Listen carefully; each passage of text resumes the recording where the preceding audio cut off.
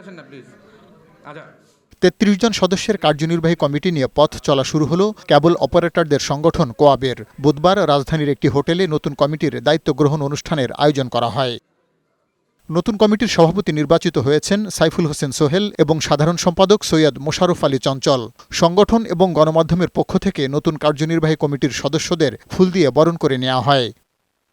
এর আগে বিনা প্রতিদ্বন্দ্বিতায় নির্বাচিত কার্যনির্বাহী কমিটির নাম ঘোষণা করেন নির্বাচন পরিচালনা বোর্ডের প্রধান আক্তার হোসেন। বিনা প্রতিদ্বন্দ্বিতায় বিজয়ী হয়েছেন তাদের নামগুলো আমি ঘোষণা করছি।